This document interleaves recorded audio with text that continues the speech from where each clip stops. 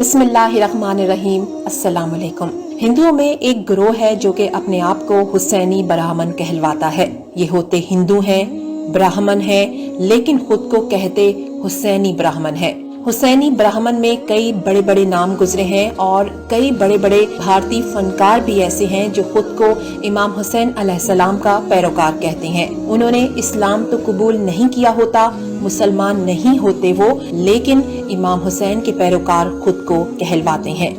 ये लोग कौन हैं? ये अकीदा ये लोग आखिर क्यों रखते हैं? और भारत में वो कौन कौन से बड़े मारूफ नाम हैं जो कि खुद को हुसैनी ब्राह्मण कहलवाते हैं? आज की वीडियो में हुसैनी ब्राह्मण से मुतालिक मुकम्मल तफसीलात तारीख की रोशनी में आप तक पहुंचाएंगे। आप देख रहे हैं ट्रू इन्फो नेटवर्क और मैं हूं आमना गुल। नाज़रीन कराम, एक मारूफ तारीखदान और अफसाना निगार है इंतजार हुसैन। वो अपने एक कॉलम ब्राह्मण्स इन करबला में लिखते हैं कि वो पहले हुसैनी ब्राह्मण को सिर्फ हिंदू अफसाना ही समझते थे। इसलिए उन्होंने दिल्ली में एक महफिल में तकरीर करते हुए इस बात को झुटला दिया कि ब्राह्मण हुसैनी भी होते हैं। वहीं उसी महफिल में एक खातून उठ खड़ी हुई। उन्होंने मेरी बात को काटा और कहा कि ये सच है कि हुसैनी ब्राह्मण भी होते हैं और मेरे पास तारीखी सबूत मौजूद हैं कि उनके आबाओ अजदाद का ताल्लुक इमाम हुसैन अलैहिस्सलाम से जा मिलता है। वो खातून खुद भी एक हुसैनी ब्राह्मण थी और उनका नाम था प्रोफेसर नोनिका दत्त। इसके बाद इंतजार हुसैन साहब लिखते हैं कि वो खातून मुझे अपने साथ हिंदुओं की एक बहुत ही पुरानी लाइब्रेरी ले गईं, जहां उन्होंने बेशुमार पुरानी कुतुब मेरे सामने लाके रख दी। उन किताबों में एक किस्सा दर्ज था।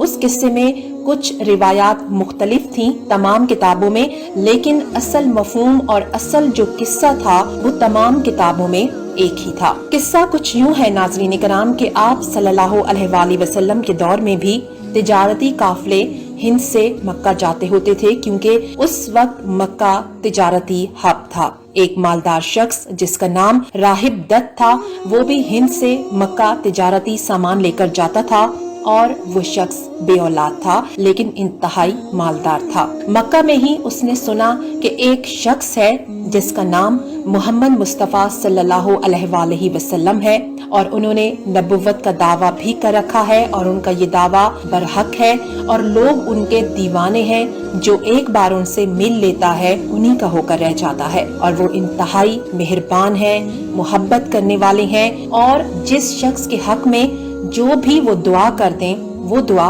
पूरी हो जाती है। ये तमाम बातें सुन के राहिब दत्त के दिल में भी शिद्दत से ये शौक पैदा हुआ कि मैं भी उस अजीम शख्स की ज़ियारत करूं और उनसे औलाद के लिए दुआ कराऊं। पहले राहिब दत्त आप सल्लल्लाहु अलैहि वसल्लम से मिलने मस्जिद नबवी पहुंचा, लेकिन आप उस वक्त वहाँ पे मौजूद नहीं थे। फिर वो हजूर पाक सल्लल्लाहु अलैहि वसल्लम से मिलने आपके घर पहुंचा तो उसे घर के बाहर इमाम हुसैन अलैहिस्सलाम मिले।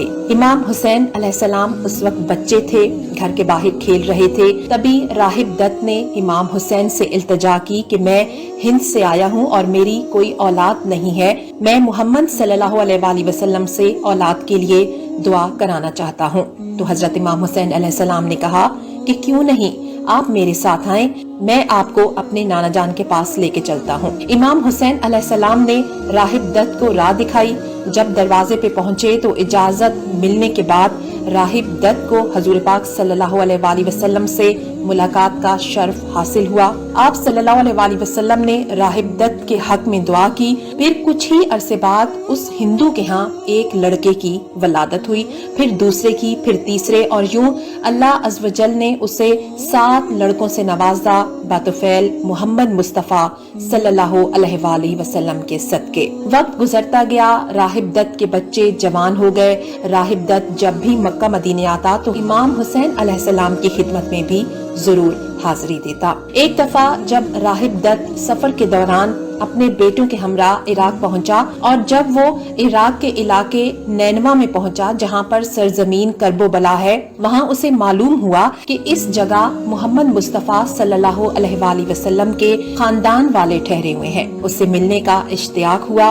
मजीद पूछगछ करने के बाद उसे सारे का सारा मामला समझ में आ गया। तब ये फौरन इमाम हुसैन अलैहिस्सलाम की खिदमत में अपने 7 बेटों के साथ हाजिर हुआ और करबला के मैदान में अपने बेटों समेत आप पे कुर्बान हो गया। कुछ रिवायात में आता है कि राहिब दत्त के 7 बेटे करबला में मारे गए, लेकिन राहिब दत्त कैदी बना लिया गया था और जब कैद से रिहाई मिली तो ये वापस हिंद आया और सियालकोट के करीब एक गांव है वतन वीरान, वहाँ पर ये खानदान फिर बसा और ये दत्त खानदान कहलवाया। तकसीम हिंद के बाद ये खानदान भारत चला गया और ये लोग मुख्तलिफ शहरों में फैल गए। सुनील दत्त जो के अदाकार संजय दत्त के वालिद हैं, ये भी खुद को हुसैनी बरहमन कहलवाते हैं। सुनील दत्त की जो वाइफ है नरगिस, उनके वालिद भी पहले दत्त खानदान से थे और खुद को हुसैनी बरहमन कहलवाते थे, बाद में वो मुसलमान हो गए।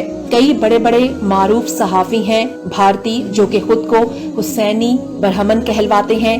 अजय देवगन जो कि एक मारूफ फिल्मी अदाकार हैं, वो भी खुद को हुसैनी बरहमन कहलवाते हैं। हुसैनी बरहमन मुहर्रम के दिनों में इमाम हुसैन अलैहिस्सलाम की शहादत का जिक्र भी करते हैं। अपने अपने अकायद के मुताबिक गरीबों में बड़े पैमाने पे खाना भी तकसीम करते हैं। मुहर्रम के दिनों में ये लोग महाफिल भी मुनक्किद करते हैं जिनमें इमाम हुसैन अलैहिस्सलाम की शहादत का जिक्र किया जाता है। वीडियो अगर आपको अच्छी लगे तो इसे अपने दोस्तों के साथ शेयर कीजिएगा और अगर आप चाहें तो मजीद वीडियोस के लिए हमारे चैनल को सब्सक्राइब कीजिएगा।